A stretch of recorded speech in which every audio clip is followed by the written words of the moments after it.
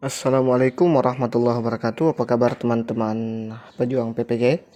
Pada kesempatan kali ini kita akan melanjutkan pembahasan atau sharing diskusi bersama di sini soal UP PPG bahasa Inggris ya. Jadi kita akan melanjutkan itu untuk persiapan UP 2021. Baik, bagi yang belum subscribe, saya mohon bantuannya untuk klik subscribe. Bagi yang sudah subscribe dan like-nya, terima kasih banyak. Mudah-mudahan dimudahkan nanti pada saat soal UP ya. Baik, kita langsung masuk ke soal yang pertama. A teacher who wants to have distance learning involving not only spoken but also pictographic image, which enable them to have face-to-face idea exchange, can most appropriately utilize A. Skype, B. Short message service, C. Multimedia language laboratory, D. Teleconference, E. Google Messenger. Jadi teman-teman bisa jawab dulu, bisa pause dulu videonya ya. Kemudian setelah dijawab baru dilanjutkan biar lebih seru ya teman-teman. Baik, jadi kunci jawaban yang benar adalah D ya, teleconference ya, di teleconference. Ini dia pembahasannya. Untuk menjawab pertanyaan nomor 12 ini, berikut cara yang dilakukan untuk menemukan kata kunci soal adalah distance learning. Jadi kata kuncinya ada di kata distance learning ya. Pembelajaran jarak jauh dan pictographic image atau gambar berupa huruf. Pilihan jawaban D, teleconference, adalah yang tepat karena mengandung unsur kata kunci tersebut, yaitu pelaksanaannya bisa dengan cara jarak jauh dan menggantikan pertemuan tatap muka. Penggunaan gambar huruf juga bisa diterapkan dalam teleconference ya, seperti itu. Jika ada pertanyaan silakan berkomentar ya teman-teman. Di sini kita diskusi ya. Oh ya, saya kembali dulu ke yang atas. Skype ya, Skype dia agak terbatas ya dibanding teleconference. Kemudian short message ini apalagi dia agak sulit untuk mengirim gambar. Multimedia language laboratory dia harus gimana ya? Agak rempong nih, agak rempong. Silakan dicari di Google kalau kurang paham apa itu, atau kalau kurang paham nanti berkomentar ya, nanti saya komen di sana. Google Messenger juga sekarang Google Messenger sudah tidak ada ya, setahu saya sudah tidak ada karena Google Messenger setahu saya dihapus beberapa tahun lalu ya, kurang lebih setahun yang lalu mungkin Google Messenger dihapus ya, setahu saya. Oke, kita lanjut ke soal berikutnya. The problem in Mr. Andy's class is the students tend to compete excessively in reading class. They don't have much experience in working together in task groups. She believes that they need to have more opportunities to work together to change as their attitudes in competing leads to an unhealthy class atmosphere. To solve the problem, she designs an innovative instructional strategy through classroom action research, the step of which will need to have the element of A. KWLH, B. SQ3R, C. Jigsaw, D. Mind and Mapping, E. Click and Clang ya. Silakan dijawab dulu atau di pause dulu baru kita lanjut ya. Jadi jawaban yang tepat adalah Jigsaw ya. C. Jigsaw. Ini dia pembahasannya. Untuk menjawab pertanyaan dari soal 19 di atas, Ini mencari kata kunci dari soal di atas adalah reading class dan much working in task group.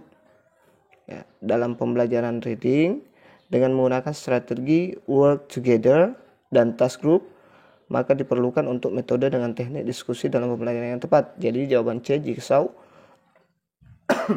salah satu teknik dalam pembelajaran cooperative learning yang benar ya. Oke, ini dia ya. Di sini ada kompetensi yang kurang sehat di antara siswa Mrs. Andi ya, Mr. Andi ya. Makanya untuk membangun kerjasama yang sehat, dibentuklah sebuah metode yang kira-kira bisa membangun kerjasama antara siswa ya. Kalau KWLH itu saya pikir ini lebih cenderung ke siswa masing-masing ya. Ini know, what, know, want, learn, kemudian apa lagi nih? Saya agak lupa. Nah, ini lebih cenderung ke bekerja sendiri ya. Kemudian ada SQ3R. SQ3R ini adalah survey, kemudian question, ini read, recite, kemudian apa lagi nih? Ya, ini juga lebih ke cenderung ke tidak berkelompok ya. Jigsaw itu dia berkelompok. Kemudian mind and mapping juga lebih cenderung ke mandiri.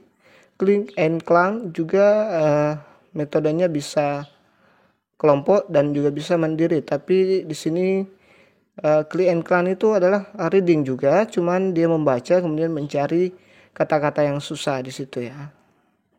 Dia juga bisa berkelompok, tapi lebih cenderung di dalam kelompok itu juga terjadi persaingan karena setiap siswa ditugaskan untuk masing-masing siswa dalam kelompok itu ditugaskan untuk mencari kata-kata yang susah. Sedangkan kalau di jigsaw, kelompok yang pintar diminta untuk mengajarkan kepada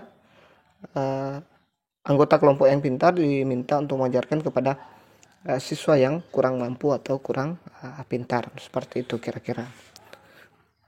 Baik, kita lanjut ke soal berikutnya. Based on the indicator that follows, given 3 brief paragraphs of different themes on which every second half of every second word is mutilate, students fill in the blank space in the mutilate words of the paragraphs correctly. The most appropriate scoring scheme relevant to the assessment procedure is A. Scoring with a penalty, B. Dichotomous scoring, C. Primary threat scoring, D. Polytomous scoring, E. Weighted scoring. Jadi coba dijawab dulu.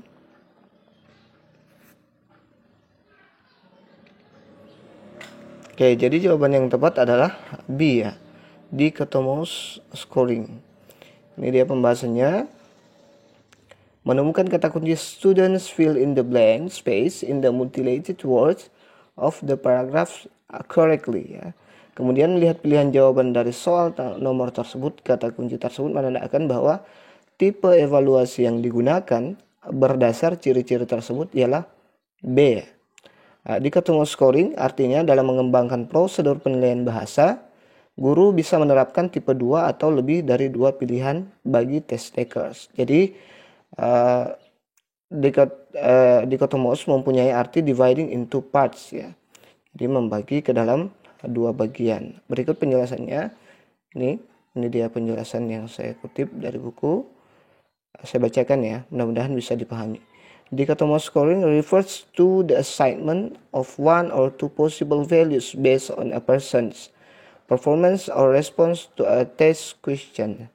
A simple example is the use of correct and incorrect to score a cognitive item response. These values are mutually exclusive and describe the correctness of a response in the simplest terms possible, as completely incorrect or completely correct. Most cognitive tests involve at least some dichotomously scored item. Multiple choice questions are usually scored dichotomously. Ya, jadi pemahaman saya di sini kalau dichotomously itu dia dibagi menjadi dua ya. Dibagi menjadi dua bagian ya. Mengisi kata-kata yang kosong dengan kata-kata yang dihilangkan sebagian. Tuh, seperti itu. Baik, kita lanjut ke soal yang berikutnya. What follows are not among the principles of assessments: A. Valid, objective, accountable, meaningful, and comprehensive. B. Accountable, meaningful, systematic, fair, and criterion-based. C. Objective, accountable, systematic, fair, and meaningful. D. Ongoing, integrated, systematic, fair, and accountable. E. Judgmental, valid, objective, fair, and accountable. Jadi silahkan dijawab dulu.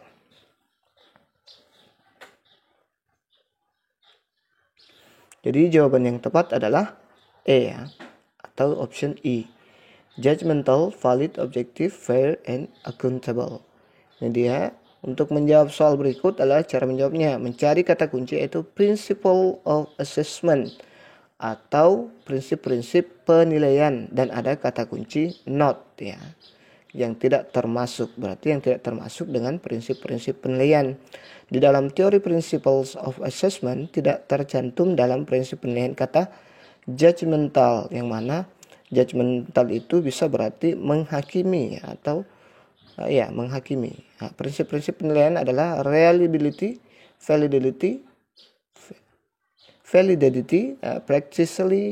practicality, itu semua termasuk prinsip objektif, accountable, meaningful, dan comprehensive. Kunci jawaban E, judgmental, valid, objektif, fair, dan accountable yang paling tepat ya.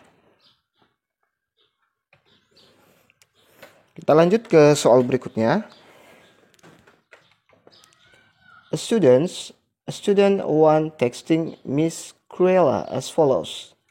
Excuse me, Mom, when can you meet me to discuss my report? I have a question to ask. Thank you. How should Miss Cruella have responded to her student by texting back not to make her embrace? A.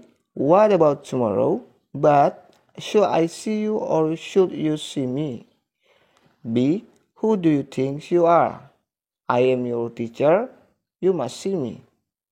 C. Is your language polite enough, Sandra?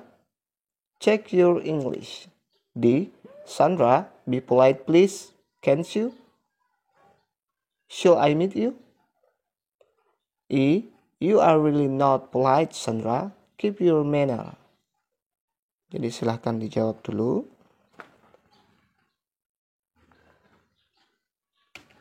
Oke, jadi kuncian jawaban yang tepat adalah E ya. What about tomorrow? But should I see you? Or you should see me? Or should you see me? Ya, ini dia. Berikut adalah cara menjawabnya. Mencari kata kunci. Dalam soal kata kuncinya adalah a student was texting, yang berarti siswa menggunakan bahasa tulis atau semacam chat ya, chat. Zaman sekarang chat ya, pesan singkat, bahasa tulis. Kata kunci lainnya adalah not to make her embrace, yang berarti tidak membuat siswa merasa malu atau merasa